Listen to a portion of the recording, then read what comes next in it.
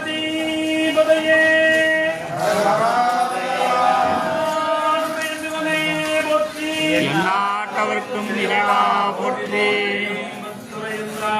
போற்றி. ஆகம் போற்றி.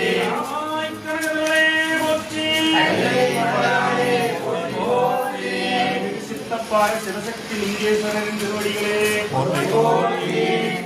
தொல்லையிலும் பிறவி பிறவி தோதும் தலைநீக்கி நல்லறுத்து ஆனந்தமாக்கியரே எல்லை மனவால் எரிவைக்கும் பாதமும் எங்கோம் திருவாசகமே. திருச்சிற்றம்பலம்.